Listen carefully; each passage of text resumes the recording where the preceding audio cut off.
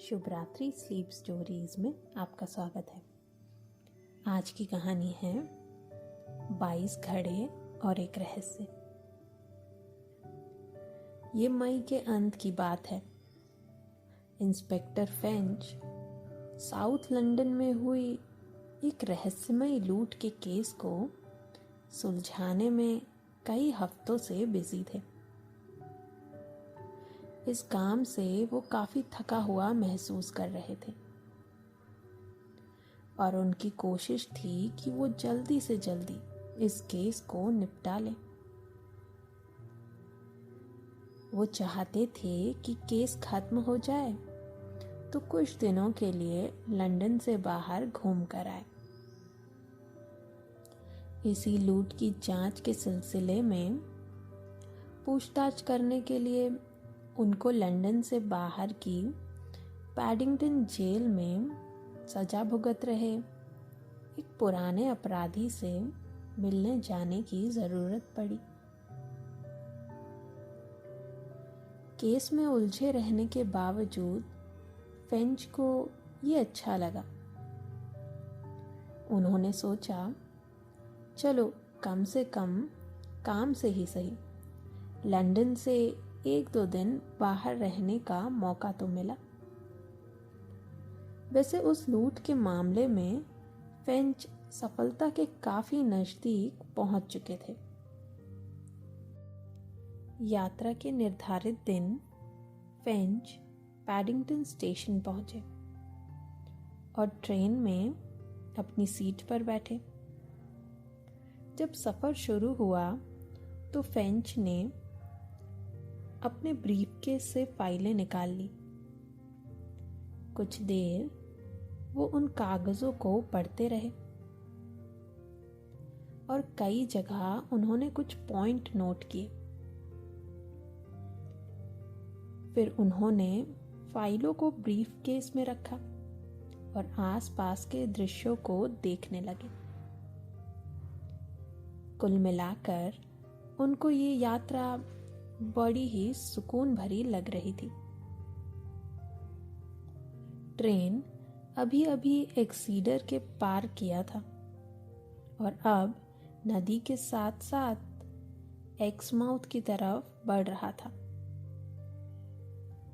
पिछली रात यहाँ काफी बारिश हुई थी, लेकिन आज आसमान साफ था और सब कुछ धुला पुछा हुआ चमक रहा था।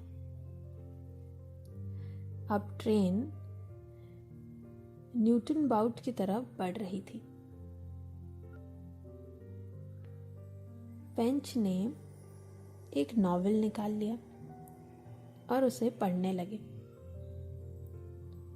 उनको नॉवेल पढ़ते हुए कुछ ही मिनट हुए थे कि उनके कानों में इंजन की सीटी की आवाज आई और ट्रेन को ब्रेक लगने का एहसास हुआ। फेंच को पता था कि ट्रेन का बाहर रुकने का कोई प्रोग्राम नहीं था। फिर उनके दिमाग में ख्याल आया कि हो सकता है किसी कारण से सिग्नल ना मिलने के कारण ट्रेन यहाँ पर रुक रही हो। धीरे धीरे ट्रेन की स्पीड कम हुई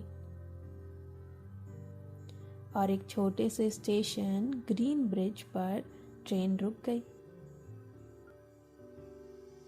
इस बात से थोड़ा सा नाखुश हुए फेंच ने फिर से नॉवेल पर अपना ध्यान लगाना शुरू किया ही था कि उनके कानों में स्टेशन से आ रही इमरजेंसी सिग्नल की आवाज पड़ी। उनको पता था कि ये सिग्नल किसी इमरजेंसी में ही बजाया जाता है, जिसे सुनकर ड्राइवर ट्रेन रोक देते हैं। क्या माजरा है ये जानने के लिए इंस्पेक्टर फेंच ने खिड़की का शीशा ऊपर उठा दिया। उनके सीट प्लेटफॉर्म वाली साइड पर ही थी। 4 डिब्बे पीछे प्लेटफॉर्म पर फेंच ने जो नजारा देखा उससे उनके होश उड़ गए। उन्होंने देखा कि उस डिब्बे का दरवाजा खुला है और उसके ठीक सामने एक लंबा तगड़ा आदमी सफेद रंग का नकाब ओढ़े और मटमैले रंग का सूट पहने हाथ में पिस्तौल ताने खड़ा है। उसकी पिस्तौल का निशाना सीधे दरवाजे पर लगा हुआ था। शायद उसने अपनी पिस्तौल से डिब्बे के सभी यात्रियों को धमकाया हुआ था, क्योंकि एक भी यात्री डिब्बे से बाहर आता फेंच की नजर में नहीं आ रहा था। हाँ, डिब्बे का गार्ड जरूर उतरा था, लेकिन वो भी प्लेटफॉर्म पर हाथ ऊपर करके खड़ा हुआ था। पहले झटके में तो इंस्पेक्टर फेंच चौंक पड़े। फिर किसी चीते की फुर्ती से अब वो अपने डिब्बे से बाहर कूदा और उस डिब्बे की तरफ दौड़ा। तभी उसने देखा कि मध्यम कद काठी के 2 लोग उस डिब्बे से बाहर निकले। एक ने सफेद नकाब से चेहरा ढका हुआ था और वो शायद दूसरे को अपनी पिस्तौल से धमकाकर बाहर लेकर आया था। फेंच जब तक वहां पहुंचता, दोनों पिस्तौल वाले आदमी तीसरे को जबरदस्ती घसीटते हुए बाहर ले गए, जहां पहले से ही एक कार स्टार्ट खड़ी थी। दोनों ने अगवा किए व्यक्ति को कार में ठूसा और कार गोली की तरह वहां से निकल ली। फेंच तेजी से प्लेटफॉर्म के एग्जिट गेट की तरफ दौड़ा, लेकिन जब तक वो वहां पहुंचकर सड़क पर मुड़कर देखता है, तब तक वो कार गायब हो चुकी होती है। अब फेंच उस डिब्बे की तरफ लौटा जहां ये वारदात हुई थी। अब तक उस डिब्बे के चारों तरफ उत्सुक लोगों की भीड़ जमा हो चुकी थी। लोगों के बीच से रास्ता बनाता हुआ फेंच डिब्बे के अंदर पहुंचा। डिब्बे में जेल से कैदियों को ले जाने वाले गार्ड की ड्रेस पहने 2 आदमी गिरे पड़े थे। पहली ही नजर में फेंच को समझ आ गया कि ये दोनों गार्ड घायल हैं और बेहोश हैं। इस नज़ारे को देखकर फेंच जोर से चिल्लाया, मैं स्कॉटलैंड यार्ड का एक पुलिस ऑफिसर हूँ। ट्रेन में ही मौजूद किसी डॉक्टर को ढूंढ लाइए जल्दी, और किसी को अंदर आने ना दे। हालांकि यह फेंच का केस नहीं था, लेकिन वह जानना चाहता था कि इसी ट्रेन से लंदन के एक कैदी प्रेस्टाउन को डॉटमोर इलाके में एक मुकदमे के सिलसिले में ले जाया जा रहा था। ये गार्ड जेल के थे और इनकी ड्यूटी उस कैदी के साथ लगी हुई थी। कैदी का नाम था जर्मी सैंडर्स और इसको फेंच ने ही दक्षिण लंदन में हुई लूट के मामले में पकड़ा था। ये लूट एक सम्मानित महिला लेडी मिसेस केट के व्यक्तिगत खजाने से की गई थी।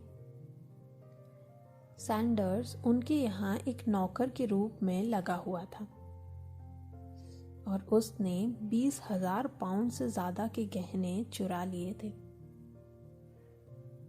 हालांकि सैंडर्स पकड़ा गया था, लेकिन उसके पास से माल बरामद नहीं हुआ था। इसलिए फेंच को यकीन था कि ये वारदात सैंडर्स ने अकेले नहीं की थी, बल्कि उसके 2-3 साथी और भी थे। फेंच और उसके टीम सैंडर्स के बाकी साथियों की तलाश में थे। फेंच के कहने से तब तक एक सहयात्री किसी डिब्बे से डॉक्टर को ढूंढ लाया था। उसने आते ही इलाज शुरू कर दिया। अब फेंच ने ट्रेन के गार्ड के साथ उस छोटे से स्टेशन की तलाशी शुरू की। ये एक छोटा हॉल स्टेशन था, जहां एक टिकट घर, एक जनरल वेटिंग रूम और स्टेशन मास्टर और दूसरे कर्मचारियों के लिए एक दो कमरे थे। स्टेशन मास्टर का कमरा बाहर से बंद था। इसे देखकर उन्हें हैरानी हुई। दरवाजा काफी मजबूत था। अब इसे कैसे खोला जाए? फेंच ने वहीं बड़ी लकड़ी के बेंच की तरफ इशारा किया। 2-3 नौजवानों ने उसे उठा लिया और दरवाजे पर जोर से टक्कर मारने लगे। 3-4 टक्करों के बाद दरवाजा हिलने लगा और आखिरकार थोड़ी देर में वो उसे खोलने में कामयाब हो गए। कमरे के अंदर एक कुर्सी पर स्टेशन मास्टर बुरी तरह से बंधे बैठे हुए थे। उनके मुंह पर टेप लगी थी। लोगों ने उनको फौरन इस बंधन से मुक्त किया तो उन्होंने बताया, एक लंबा चौड़ा सफेद नकाब पहने आदमी अचानक कमरे में घुसा और उन्हें बांध कर चला गया। उन्होंने यह भी बताया कि वो आदमी टेलीफोन के तार भी उखाड़ गया था। फेंच ने उनसे पूछा कि उस वक्त स्टेशन पर और कितने कर्मचारी थे। स्टेशन मास्टर ने बताया, क्योंकि यहाँ कम ट्रेन ही रुकती हैं, इसलिए टिकट विंडो पर किसी की ड्यूटी नहीं थी। हाँ, सिग्नल कैबिन में जरूर एक आदमी की ड्यूटी थी, जो ट्रेन को जाने या रुकने का सिग्नल देती है। और मेरा ख्याल है कि बदमाशों ने उसे भी बांध दिया होगा और जबरदस्ती उसे इस ट्रेन को यहाँ रुकने का इमरजेंसी सिग्नल दिलवाया होगा। सब लोग स्टेशन के प्लेटफॉर्म पर एक तरफ बने सिग्नल कैबिन की ओर दौड़ पड़े। यहाँ भी वही नजारा था, जैसा कि स्टेशन मास्टर ने कहा था। सिग्नल रूम का दरवाजा तो बंद नहीं था, लेकिन सिग्नल मैन को बदमाशों ने उसी के स्टूल पर बांध दिया था और उसके मुंह पर भी टेप चिपका हुआ था। उससे मारपीट तो नहीं की गई थी, लेकिन डर के मारे उसकी बोलती बंद थी। बंधन खोलने के बाद फेंच ने उसे एक ग्लास पानी पिलाया। कुछ सहज होने के बाद उसने बताया कि वो ट्रेन को लाइन क्लियर का सिग्नल देने ही वाला था कि पिस्तौल लिए और नकाब पहने 2 आदमी उसके कैबिन में अचानक घुस आए। उन्होंने उसे जबरदस्ती इमरजेंसी सिग्नल दिलवाया और उसे बांध कर चलते बने। यहाँ पर भी वो टेलीफोन और सिग्नल के तार काट गए थे। फेंच ने पूछा कि क्या उन दोनों बदमाशों का हुलिया उन दोनों में से या डिब्बे के यात्रियों में से कोई बता सकता है? दोनों ने बस यही बताया कि एक आदमी लंबा तगड़ा था, बाकी लोग सामान्य कद काठी के। उनका चेहरा कोई भी नहीं देख सका था, क्योंकि उन्होंने पूरे मुंह को ढकने वाला नकाब पहना हुआ था। घटना वाले डिब्बे में प्लेटफॉर्म की तरफ वाली सीट पर बैठी एक औरत ने ये ज़रूर बताया कि लंबे तगड़े आदमी ने ज़रूरत से ज़्यादा चमकने वाले रंग के जूते पहने हुए थे। उसके एक जूते में मिट्टी के कुछ दाग जम गए थे, इसलिए वो चमकते जूते में अजीब सा, अलग सा ही नजर आ रहा था। अगर उसने जूते पोंछे ना हो तो ये उसकी पहचान हो सकती थी। क्योंकि स्टेशन की फ़ोन लाइन काट दी गई थी, इसलिए फेंच ने स्टेशन मास्टर से पूछा, यहाँ आस-पास कोई और टेलीफोन है? स्टेशन मास्टर ने बताया कि स्टेशन के बाहर करीब 1 फरलांग की दूरी पर एक किसान गुड बॉडी का घर है, वहाँ एक फ़ोन है। ट्रेन से अगले स्टेशन पहुंचकर फ़ोन करने से अच्छा है कि वहीं से फ़ोन कर लिया जाए। तब फेंच स्टेशन मास्टर तथा 2-4 और नौजवानों के साथ गुड बॉडी के घर की तरफ दौड़ गए। 3 मिनट बाद भी वे उसका दरवाज़ा खटखटा रहे थे और 5वें मिनट में फेंच एक्सीडर में पुलिस से बात कर रहा था। उसने बताया कि घटना अभी मुश्किल से 15 मिनट पहले हुई है, इसलिए अपराधी ज़्यादा दूर नहीं जा सके होंगे। उसने यह भी अनुरोध किया कि उनका सिर्फ पीछा किया जाए, उनको पकड़ा ना जाए। उसने सुपरिटेंडेंट को अपराधी का पूरा हुलिया बता दिया और उसके साथ के तीनों बदमाशों का भी जितना संभव हो सकता था उसने बता दिया। फेंच ने सिर्फ पीछा करने का अनुरोध इसलिए किया था कि वो समझ गया था ये तीनों दक्षिण लंदन में हुई लूट में सैंडर्स के बाकी साथी थे। उन्होंने सैंडर्स को इसलिए अगवा किया होगा कि लूट का माल ना कहीं बरामद हुआ और ना ही किसी चोर बाजार में बिका है। इसका मतलब यही है कि सैंडर्स ने वो कीमती गहने कहीं छिपा दिए हैं और बाकी तीनों ने उसे इसलिए अगवा किया है कि उन्हें ये पता लग सके कि आखिर वो गहने हैं कहाँ। इंस्पेक्टर फेंच का ये अनुरोध और बाकी जगहों पर भी प्रसारित कर दिया गया। फेंच को पूरा भरोसा था कि वे अपराधी सैंडर्स को लेकर वहीं जाएंगे जहां उसने लूट के गहने छिपाए होंगे। वो इस बार सारे अपराधियों को सबूत के साथ, यानी लूट के माल के साथ गिरफ्तार करना चाहता था।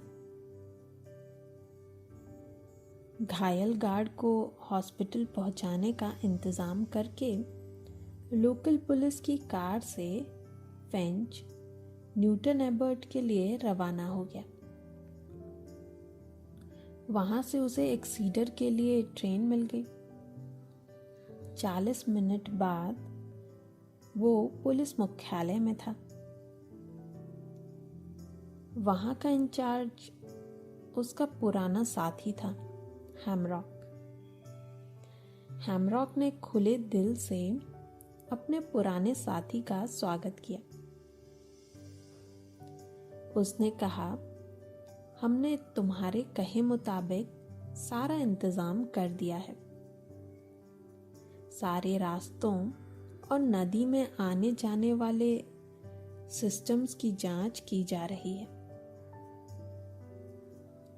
लेकिन क्या तुमको पक्का यकीन है कि हम उन्हें पकड़े नहीं बल्कि चुपचाप तरीके से बस उनका पीछा करते रहें? फेंच ने जवाब दिया, हाँ, उन्हें सबूत के साथ पकड़ने का यही एक तरीका है और अगर ऐसा नहीं किया गया तो वो माल के साथ गायब हो सकते हैं। हैमरॉक ने कहा कि तुम्हें ये लगता है कि सैंडर्स को उन्होंने उसी लूट के माल के लिए अगवा किया है? फेंच ने सहमति में सिर हिलाया और बोला, हाँ, मुझे ऐसा ही लगता है। अब हम लुटेरों के पूरे गिरोह को लूटे गए माल के साथ सैंडर्स की मदद से पकड़ सकते हैं। हैमरॉक ने जवाब दिया, लेकिन अगर मैं होता तो। तभी अचानक फोन की घंटी बजी। ये फोन लंदन एक्सीटर बाईपास के कांस्टेबल कनिंघम ने किया था।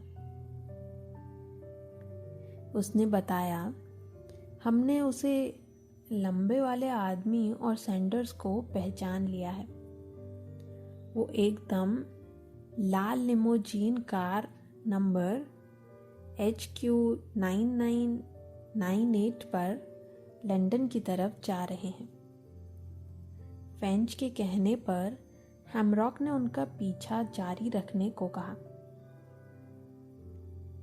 हालांकि उसका खुद का इरादा उन्हें पहली नजर पड़ते ही दबोचने का था। कनिंघम ने उनको ये भी सूचना दी थी कि उन्होंने अपने कपड़े बदल लिए हैं। लंबे तगड़े आदमी ने अब गहरे काले रंग का सूट और खाकी हैट पहन ली थी। सैंडर्स भी जेल के कपड़े बदले हुए था।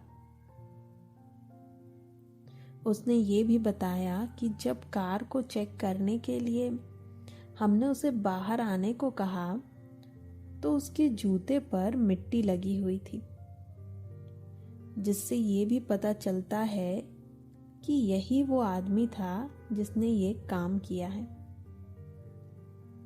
बड़े वाले आदमी ने अपना नाम ओलिवर बताया था और ये भी कहा था कि वो 767 हैटन गार्डन फील्ड रोड हैम्स्टर में रहता है और हीरो का बड़ा कारोबारी है।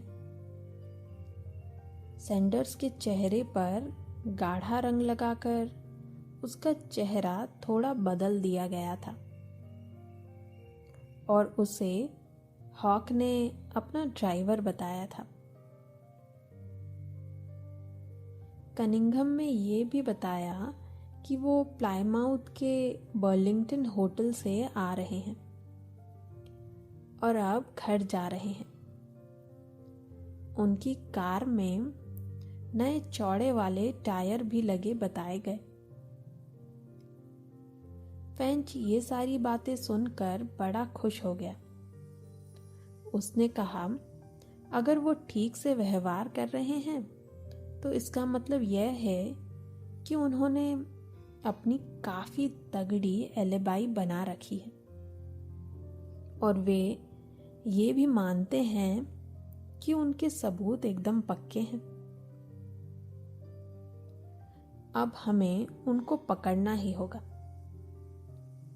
तुम जरा बर्लिंगटन होटल से ये पता करो कि वो वहां कब थे और वहां से कब निकले। फोन पर एक सिपाही को निर्देश दिए गए कि वो सारी बातें पता करे। वहां से रिपोर्ट आई कि हॉक अपने ड्राइवर के साथ 2 रातों से वहीं था और आज सुबह ही वहां से निकला है। रास्ते के लिए लंच भी उन्होंने होटल से ही पैक करा लिया था। होटल में उन्होंने वही पता लिखवाया था जो उसने रास्ते में पुलिस को बताया था और हुलिया भी वही बताया गया तो जो हॉक से मिलता जुलता था। फेंच ने कहा, ये लो, सबूत में झोल आने शुरू हो गए। उन्होंने प्लायमाउथ और एक्सीडर के बीच इतना वक्त कहाँ और क्यों लगाया? शायद वो यही कहेंगे कि वो बीच में लंच के लिए कहीं रुके थे। लेकिन लंच के लिए कहीं वो नजर क्यों नहीं आए। फिर फेंच ने स्कॉटलैंड यार्ड के हेडक्वार्टर में फोन करके अब तक की सारी घटनाओं की जानकारी दी। उसने हॉक का पता बताकर ये भी कहा कि अगर वो वहां रहता है तो उसकी कद काठी कैसी है, इन सब बातों की सूचना उसे दी जाए। चंद मिनटों में ही हेम्पस्टेड थाने के ऑफिसर जॉन गार्डन का फोन आ गया। उसने जो हुलिया बताया वो कार में बैठे लंबे तगड़े आदमी जैसा ही था। इस बीच रेलवे टाइम टेबल पढ़कर फेंच ने ये पता लगा लिया था कि 5:20 शाम को वहाँ से एक लंदन के लिए फास्ट एक्सप्रेस ट्रेन है। फेंच ने कहा, मैं ये ट्रेन पकड़कर लंदन पहुंचना चाहूँगा। मुझे पूरी उम्मीद है कि आज रात को वहाँ ये ड्रामा खत्म हो जाएगा। ट्रेन से मैं हॉक और उसके साथियों के हेम्पस्टेड पहुँचने के समय पर ही वहाँ पहुँच जाऊँगा और बाकी स्टाफ से विदा लेकर इंस्पेक्टर फेंच रेलवे स्टेशन पहुँचे। एक्सप्रेस ट्रेन सही टाइम पर थी। अपनी सीट पर बैठने के बाद फेंच ने पूरे दिन की घटनाओं के बारे में सोचना शुरू किया। तभी उन्हें ख्याल आया कि हॉक को ये कैसे पता चला कि सैंडर्स किस डिब्बे में था। इसका मतलब ये भी है कि इनका एक साथी और भी होगा जिसने इनको ये सूचना दी होगी। ट्रेन के पहले स्टॉप पर फेंच एक्सीडर और स्कॉटलैंड यार्ड में तार भेज दिया कि पता किया जाए कि पैडिंगटन से क्या कोई तार सुबह 10:30 बजे भेजा गया था। अगर भेजा गया था तो उसमें संदेश क्या था। उसके बाद फेंच पेंट्री कार में पहुंचा और कुछ खाने पीने लगा। सुबह घर पर नाश्ता के बाद उसने अभी तक कुछ खाना पीना खाया नहीं था। 9 बजे रात को वो पैडिंगटन के प्लेटफॉर्म पर उतरा। 9:15 बजे वो स्कॉटलैंड यार्ड के हेडक्वार्टर में था। वहां उसका सहकर्मी टैनर उसका इंतजार कर रहा था। टैनर ने उसे बताया, मैं तुम्हें ये केस यहाँ बैठे बैठे ठीक से देख रहा था। तुम्हारे वो सारे बदमाश सीधे यहीं आ रहे हैं। पुलिस पार्टी ने उनको अलग अलग चेक पोस्ट पर रोका जरूर था, लेकिन तुम्हारे कहे अनुसार उनको पकड़ा नहीं। इसलिए उनको शायद ये लग रहा था कि वो पुलिस को धोखा देने में कामयाब हो गए हैं। जिस स्पीड से वो आ रहे हैं उनको 10 और 11 के बीच किसी भी टाइम पर यहाँ पहुंच जाना चाहिए। आधे घंटे पहले उन्होंने बेसिंगस्टॉक में डिनर किया है और वो वहां से चल चुके हैं। फेंच ने सवाल किया, और हॉक इस बीच क्या करता रहा, इसके बारे में कुछ पता चला? हाँ, बस छोटा मोटा बिजनेस है, वो भी कोई ज्यादा अच्छा नहीं चल रहा है। लेकिन उसके घर की साज सजावट से पता चलता है कि उसके पास पैसे की कमी नहीं है। उसके घर और ऑफिस में मौजूद क्लर्क ने यह भी बताया कि वो बिजनेस के सिलसिले में प्लाईमाउथ गया है और आज देर रात लौटेगा। फिर टैनर ने पूछा, तो अब हॉक को गिरफ्तार करने के बारे में तुम्हारा क्या ख्याल है? फेंच, अगर हम उसे सैंडर्स के साथ गिरफ्तार कर लेते हैं तो ठीक है, वरना अगर वो अलग अलग हो गए तो फिर उसके खिलाफ सबूत इकट्ठा करना बहुत ही मुश्किल हो जाएगा। फेंच ने सवाल किया, लूट के माल के बारे में तुम्हारा क्या ख्याल है? बहरहाल, अब अगर इसे बरामद नहीं किया जा सका तो फिर ये कभी बरामद नहीं हो पाएगा, और मुझे पूरा यकीन है कि इनका एक चौथा साथी भी है। मैं इन सब को इकट्ठा ही पकड़ना चाहता हूँ। आज अगर हम हॉक और सैंडर्स को पकड़ लेते हैं तो वो एक आदमी फिर भी बचा रह जाएगा। इसलिए अभी सिर्फ उनके ऊपर नजर रखो कि वो कहाँ जा रहे हैं। और हाँ, क्या वो पता चल गया कि पैडिंगटन से कोई तार भेजा गया था या नहीं? और अगर हाँ, तो उसमें संदेश क्या था? फेंच ने अपनी जेब में हाथ डाला और एक मुड़ा टुड़ा कागज फेंच के हाथ में सरका दिया। उसके ऊपर लिखा था, कोटेशन की जरूरत है, 6th वर्सेस 4th चाहिए। डाक खाने के कर्मचारियों ने बताया कि इस तार को करीब 10:45 बजे सुबह एक लंबे तगड़े आदमी ने रिसीव किया था। फेंच और टैनर समझ गए कि वो हॉक ही था, लेकिन टैनर को ये समझ नहीं आया कि उसमें क्या गुप्त संदेश छुपा हुआ था। लेकिन फेंच उसे पढ़ते ही समझ गया, क्योंकि वो घटना का चश्मदीद गवाह था। उसे ये भी समझ में आ गया था कि हॉक के एक साथी ने जेल से ही सैंडर्स का पीछा किया होगा और उसके ट्रेन के डिब्बे में बैठते ही उनको ये टेलीग्राम भेजा होगा।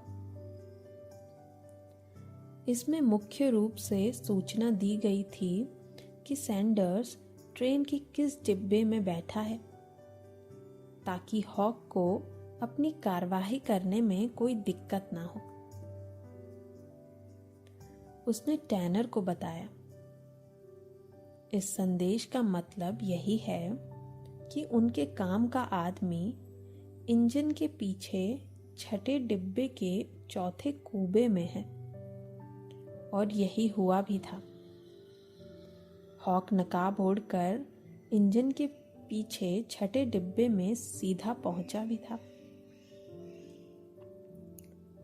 टैनर ने सहमति में सिर हिलाया और बोला, अब हमारे दोस्त हॉक और सैंडर्स ब्लैक वाटर एरिया पार कर चुके होंगे।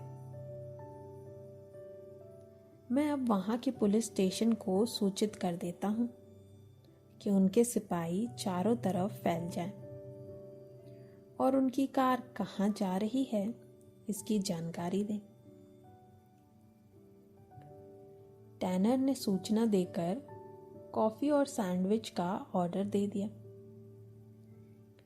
ब्लैक वाटर एक जंक्शन की तरह का था, जहां कई इलाकों से सड़कें जाती थी। कॉफी पीते और सैंडविच खाते हुए दोनों ब्लैक वाटर पुलिस स्टेशन से संदेश आने का इंतजार करने लगे। अब तक तो सब कुछ फेंच के अनुसार ही चल रहा था, लेकिन अब उसकी बेचैनी बढ़ने लगी थी। वो ये सोच रहा था कि कई सड़कों के बीच अगर रात के अंधेरे में हॉक की कार नजरों से ओझल हो गई तो सारी मेहनत पर पानी फिर जाएगा। करीब आधे घंटे का वक्त एक अजीब सी बेचैनी में ही था। तभी टेलीफोन की घंटी ने खामोशी तोड़ी। ये ब्लैक वाटर पुलिस स्टेशन के सार्जेंट स्टैनली का फोन था। स्टैनली ने बताया कि 2 कांस्टेबलों ने हॉक की कार को पैडिंगटन स्टॉक की सड़क पर वीराने में खड़ा देखा। फेंच ने निर्देश दिया कि जैसे ही उनकी कार आगे बढ़े उसे सूचना दी जाए, और फेंच और टैनर दोनों फिर से इंतजार करने लगे। ये बड़े ही बेचैनी वाले पल थे। रात के करीब 12 बजे खामोशी को एक बार फिर से फोन की घंटी ने तोड़ा। स्टैनली ने बताया कि हॉक की कार लेदरहेड की तरफ बढ़ रही है। लेदरहेड का नाम सुनते ही फेंच उछल पड़ा। उसने टैनर से कहा, ये जगह के इप्सम के पास है। वही इलाका है जहां लेडी कैट के फार्म हाउस में चौकीदारों पर हमला करके गहने लूटे गए थे। अब फेंच कार्रवाई करने के लिए पूरी तरह तैयार था। उसने फोन पर निर्देश दिया कि एक मोटरसाइकिल सवार को हॉक की निगरानी करने के लिए छोड़ दिया जाए, और दूसरा मोटरसाइकिल सवार बेसिंगस्टॉक से उनको वहां ले जाएगा। उसने यह भी निर्देश दिया कि पूरी फोर्स भी तैयार रखी जाए, लेकिन जब तक फेंच ना पहुंचे तब तक कोई कार्रवाई ना की जाए। उसने टैनर से पूछा, चलने की क्या तैयारी है? टैनर ने जवाब दिया, कारें तैयार खड़ी हैं सर, बस आपके इशारे की देर है। चंद सेकंड में ही inspector French, inspector Tanner, sergeant Carter और कई वर्दी वाले पुलिस गोली की सी तेजी से 2 कारों में हैम्स्टर की तरफ जा रहे थे। फेंच और टैनर इससे पहले भी कई बार इस तरह की मुहिम पर जा चुके थे, लेकिन आज का मामला थोड़ा अलग सा था। इनकी कारों ने चंद मिनटों में ही वेस्टमिंस्टर ब्रिज को पार कर लिया। ये शुक्र था कि ये रात का समय था, जिसके कारण ट्रैफिक थोड़ा कम था और वो बहुत तेज गति से कार चला रहे थे। शहर पार होते ही ड्राइवरों ने कार के एक्सेलरेटर को पूरी गति से दबा दिया। दोनों कारें हवा की गति से इप्सम की तरफ बढ़ने लगी। चंद मिनटों में ही वो पुलिस स्टेशन पर थी। वहां बाहर ही इंतजार कर रहे कांस्टेबल ने बताया कि हॉक की लिमोजीन कार 7 मिनट पहले ही बर्गहीट की तरफ गई है। फेंच ने टैनर से कहा, मेरा अंदाजा सही था। लूट का माल उन्होंने यहीं कहीं छिपाया है और अब वे सैंडर्स को वहीं ले जा रहे हैं। कारें अब बर्गहीट की तरफ मुड़ गई। इस बीच सामने से आ रहे एक मोटरसाइकिल सवार कांस्टेबल पर उनकी नजर पड़ी। वो फेंच की पार्टी को उस जगह पहुंचाने के लिए इप्सम पुलिस स्टेशन की तरफ लौट रहा था जहां हॉक की कार रुकी थी। उसने बताया, दूसरा मोटरसाइकिल सवार कांस्टेबल उस जगह की निगरानी कर रहा है जहां हॉक गया था और वो वहां उनको लेने के लिए आया है। अब आगे आगे मोटरसाइकिल थी और उसके पीछे दोनों कार। चंद मिनट में ही मेन रोड की बगल की एक सड़क पर मोटरसाइकिल मुड़ गई, खेतों और पेड़ों से घिरे सुनसान इलाके में। एक दो और मोड़ के बाद एक बड़े लेकिन अंधेरे से घिरे फार्म हाउस के मेन गेट से काफी पहले इनका काफिला रुक गया। फेंच ने धीरे से फुसफुसाकर गाड़ियों को पेड़ की ओट में छिपाकर खड़ा करने के लिए कहा। Sub inspector French, inspector tenor और 4-5 अन्य पुलिस वाले कदम दबाकर घास पर से फार्म हाउस की तरफ बढ़े। उसने 2-2 पुलिस वाले की ड्यूटी फार्म हाउस के मेन गेट के और पिछले गेट पर लगा दी, इस आदेश के साथ कि अगर कोई वहां से भागने की कोशिश करे तो उसे गोली से उड़ा दिया जाए। फार्म हाउस का लोहे का बना मजबूत गेट बंद था। मेन गेट से ना जाकर फेंच और उसके साथी दीवार के साथ करीब 100 फुट दाहिने गए। वहां एक बड़ा सा पेड़ अपनी शाखाएं फैलाए खड़ा था। उस पर चढ़कर सभी लोग फार्म हाउस की बाउंड्री पर चढ़े और फिर अंदर की तरफ कूद गए। अंधेरे में किसी ने उनको नहीं देखा। घास पर उनके कूदने से बहुत हल्की सी आवाज हुई, जिसे शायद कूदने वालों के अलावा और किसी ने नहीं सुना। ये सभी लोग फार्म हाउस के वरांडे की तरफ बढ़ने लगे। ऐसा लगता था कि उस फार्म हाउस की लंबे अरसे से देख रेख नहीं की गई है। बीच बीच में जगह जगह लंबी लंबी झाड़ियां उगी हुई थी। ये एक तरह से इनके लिए फायदेमंद भी थी और इनको आड़ दे रही थी। अचानक फेंच के कानों में एक झाड़ी के पीछे से आवाज आई। वो खामोशी से उस झाड़ी की ओर और पास गया।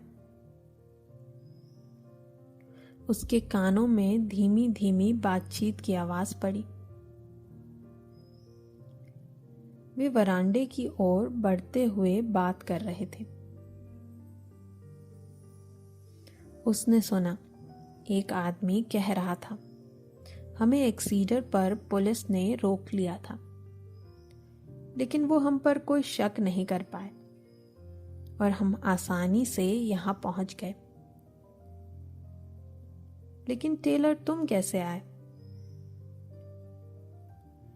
फिर दूसरे आदमी की आवाज आई, मैं न्यूटन एबर्ट तक कार से आया, वहां से ट्रेन पकड़ी और 6:55 पर पैडिंगटन पहुंच गया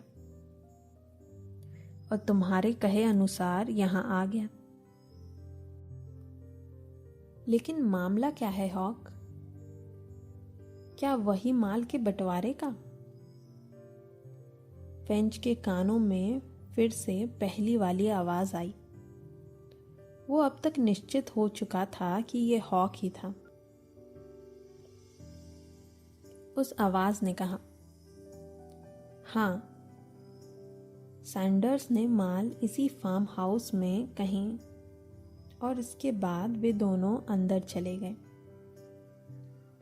झाड़ियों के पीछे छुपकर फेंच और दूसरे पुलिस वालों ने भी देख लिया था कि वहां वे सिर्फ 4 ही लोग हैं।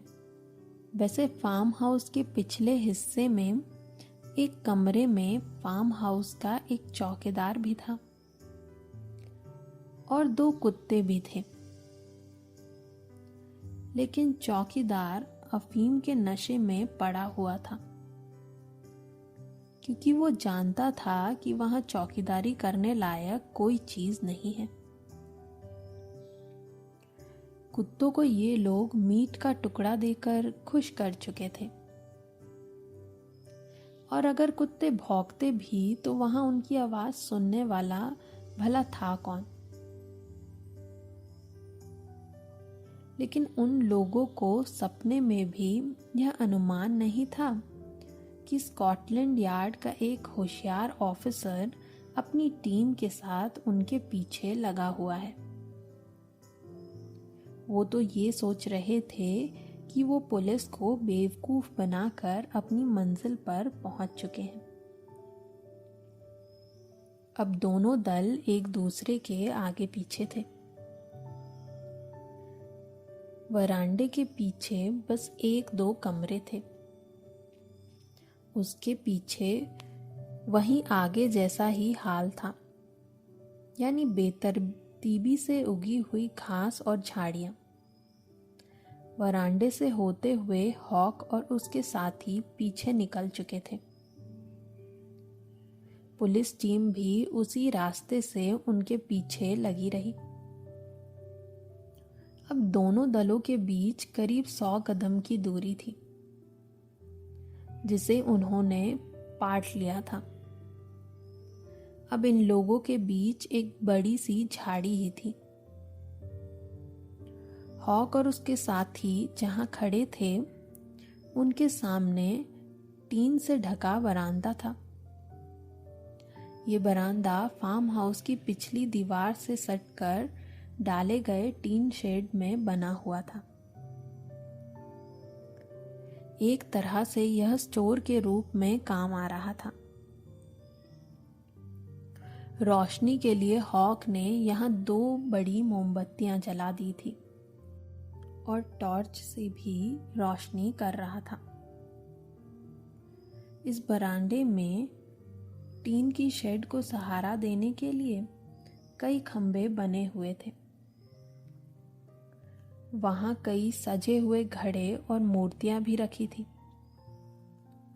और भी बेमतलब का काफी सारा सामान वहां बिखरा पड़ा था। ताज्जुब की बात ये थी कि हर एक घड़े में फूलदार पौधे लगे हुए थे। हॉक, टेलर और सैंडर्स अपने चौथे साथी के साथ उन सजे हुए घड़ों के पास खड़े थे। हॉक ने कहा, तो हाँ सैंडर्स। सैंडर्स थोड़ा आगे बढ़कर हॉक के और करीब पहुंच गया, लेकिन कुछ बोला नहीं। हॉक ने फिर से पूछा, हाँ तो अब बताओ, लेडी केट के यहां से लूटे गए गहने कहाँ हैं? उस लूट में हमने मेहनत तो बराबर की थी, लेकिन सारा माल तुम अकेले हड़पना चाहते हो तो ऐसा नहीं होने वाला, समझे सैंडर्स? सैंडर्स अब भी कुछ नहीं बोला। इस बार हॉक ने तीखी आवाज में कहा, सैंडर्स जल्दी बोलो, माल कहाँ है? ये तो हमें पता चल ही गया कि तुमने इसे यहीं कहीं छिपाया है। तुम या तो सीधे से बता दो, वरना उसे तो हम ढूंढ ही निकालेंगे और तुम खामखा जान से जाओगे। इस बात से सैंडर्स के गले से हल्की हल्की सी आवाज निकली, वो यहां पर नहीं है, कोई उसे यहां से चुरा ले गया। हॉक की जोरदार आवाज गूंजी, मुझे पागल समझते हो? तुम्हारे कहने का मतलब ये है कि कोई हम चोरों को ही चूना लगा गया है? मुझे बेवकूफ बनाने की कोशिश करना बंद करो सैंडर्स। इसके बाद उसने 1-2 घड़ों में टॉर्च से रोशनी डाली, फिर किसी सांप की तरह फुंकारते हुए बोला, झूठे मक्कार, तुमने कहा था कि एक घड़े में पौधे की मिट्टी के नीचे तुमने वो पैकेट दबाया था। अब लगभग हर गड्ढे में फूलों के पौधे की जड़ के आसपास घास उगाए हैं। अगर किसी ने उसे निकाला होता तो घड़ों के अंदर की मिट्टी खुदी हुई होती। यहाँ ना तो किसी घड़े की मिट्टी खुदी नजर आ रही है और ना ही तुम्हारे बताए 22 घड़ों में से यहाँ एक भी घड़ा कम है। पूरे 22 घड़े इस बरामदे में मौजूद हैं। अब फटाफट बोलो कि माल कहाँ छुपा रखा है। हमारा टाइम बर्बाद मत करो। सैंडर्स ने कोई जवाब नहीं दिया। बाकी दोनों आदमी भी धीरे धीरे कुछ बोल रहे थे, लेकिन वो क्या बोल रहे थे यह फेंच और बाकी पुलिस वालों को सुनाई नहीं दे रहा था। एक बार फिर से हॉक ने कहा, देखो, मैं 10 तक गिनूंगा। अगर तब तक तुमने बताया नहीं तो ये चाकू तुम्हारे सीने में होगा। ये कहते हुए उसने कड़क आवाज में एक नुकीला चाकू खोल लिया। कम रोशनी में भी उसका फलक चमक रहा था। हॉक की आवाज गूंजी, 1, 2, 3। इसके साथ ही चाकू की नोक को वो सीने में फेरने लगा। बाकी अपराधियों की बाहों में दबा सैंडर्स छटपटा रहा था और उसके दबे हुए मुंह से ऊं ऊं की आवाज आ रही थी। हॉक ने फिर से कहा। उसकी आवाज में दृढ़ता थी, हम मजाक नहीं कर रहे हैं। अगर हमें हमारा हिस्सा नहीं मिला तो निश्चित रूप से यह चाकू तुम्हारे अंदर होगा। मैं 3 तक गिन चुका हूं। सिर्फ 7 तक गिनती और बाकी है। तुम्हारी जिंदगी और हमारे हिस्से के बीच 4, 5। सैंडर्स ने कुछ बोलने की कोशिश की और हॉक के इशारे पर उसके साथी ने उसके मुंह पर से अपना हाथ हटा लिया। सैंडर्स ने कहा, तुम मेरा यकीन क्यों नहीं करते हॉक? मैं सारे देवताओं की कसम खाकर कहता हूं कि मैंने उसको यहीं पर छुपाया था और अब वो यहां नहीं है।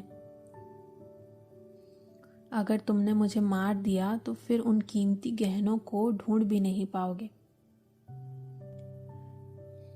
हॉक की गरजती हुई आवाज गूंजी, ये ऐसे नहीं बताएगा, इसको मारना ही पड़ेगा। इसे और इसके साथ ही उसने चाकू वाला हाथ ऊपर उठा लिया। इंस्पेक्टर फेंच को महसूस हुआ सैंडर्स की बात में सच्चाई है और उसके दिमाग में बिजली की गति से यह भी आया कि अब इनको गिरफ्तार कर लेना चाहिए। फेंच ने हवा में गोली चलाई। यह उसका कार्रवाई शुरू करने का इशारा था। गोली की आवाज सुनते ही चारों अपराधी इस तरह से चौंके जैसे उन्होंने भूत देख लिया हो। सारे पुलिस वाले सर्च लाइट जलाकर झाड़ियों से निकले और अपराधियों पर टूट पड़े। अपनी ओर पुलिस वालों की तनी हुई 10 पिस्तौलें देखते ही चोरों की सिट्टी पिट्टी गुम हो गई। उन्हें पुलिस के यहाँ पहुंचने का कतई उम्मीद नहीं थी, बल्कि वे तो ये सोच रहे थे कि उन्होंने पुलिस को अच्छी तरह से चकमा दे दिया है। इंस्पेक्टर फिंच ने अपनी पिस्तौल हॉक की तरफ ताने हुए कहा, अपना चाकू फेंक दो हॉक। अगर किसी ने भी जरा सा हिलने की भी कोशिश की तो एक एक के जिस्म में 100 सुराख कर दिए जाएंगे। ऐसे आदेश को ना मानना का तो कोई सवाल ही नहीं था, लेकिन फिर भी हॉक ने चालाकी दिखाने की कोशिश की। उसने चाकू को नीचे गिराकर फुर्ती से अपने जेब में हाथ डाला। वो अपनी पिस्तौल निकालना चाहता था। लेकिन हाथ के बाहर आने से पहले ही इंस्पेक्टर फेंच की पिस्तौल से गोली चली और उसके पैरों के पास से मिट्टी उखड़ गई। हड़बड़ाकर उसने अपना हाथ ऊपर कर दिए। चंद मिनटों में ही चारों को हथकड़ी पहना दी गई। अब वो पूरा फार्म हाउस पुलिस वालों के बूटों की आवाज से गूंज रहा था। हर तरफ तेज सर्च लाइट की रोशनी थी। चारों को पुलिस की कार पर लाद कर पुलिस स्टेशन पहुंचा दिया गया। रात के 3 बज रहे थे। फेंच और टैनर ने भी घर जाने की बजाय 2 घंटे वहीं पुलिस स्टेशन में झपकी लेने का फैसला किया। सुबह सूरज निकलते ही फेंच इंस्पेक्टर टैनर के साथ फिर से उसी फार्म हाउस में पहुंचा। उसके अपराधी तो गिरफ्तार हो गए थे, लेकिन उसे लूट का माल अभी भी बरामद करना था। नहीं तो अदालत में उन अपराधियों का जुर्म कैसे साबित होता। उस बरामदे में पहुंचकर जहां पिछली रात उसने चारों अपराधियों को गिरफ्तार किया था, उसने टैनर और सार्जेंट के कार्टर से कहा। सैंडी ने ये कहा था कि उसने जिस पेड़ वाले घड़े में गहने का पैकेट छिपाया था, वो घड़ा पूरब की तरफ से आने वाली हवा की सीध में है। उसने ऐसा करने का कारण बताया था कि उस तरफ कोई जाता नहीं। लेकिन लगता है फार्म हाउस के चौकीदार ने घड़ों को उलट पुलट कर दिया। अब हम उन घड़ों को देखते हैं जिनके पौधे कुछ कुछ सूख रहे हैं। रात को नशे में धुत सोया हुआ चौकीदार भी इस वक्त वहां मौजूद था। उसने बताया कि उसने पिछले हफ्ते ही सारे घड़ों को उनकी जगह से उठाकर इधर उधर किया था। ऐसा करने का कारण था कि उसे बरामदे को धोना था। फेंच ने कहा, जिन घड़ों के पौधे थोड़ा सूख रहे हैं, वो शायद इसलिए सूख रहे हैं कि उनमें कोई ऐसी चीज छिपाई गई है जो उन्हें रास नहीं आ रही है। तीसरे घड़े की मिट्टी खोदते ही फेंच के चेहरे पर मुस्कुराहट आ गई जब उसे वो चमड़े की थैली मिली जिसके अंदर मोटे प्लास्टिक के बैग में लेडी केट के घर से लूटे गए कीमती गहने पड़े थे। मुकदमे में हॉक और टेलर आरोपी पाए गए। दोनों को उम्र कैद की सजा हुई। बाकी 2 को कई साल की कैद की सजा मिली। अखबारों में इंस्पेक्टर फेंच की काफी तारीफ हुई और लेडी केट ने भी पुलिस स्टाफ की सहायता कोष में 1000 पाउंड का दान दिया।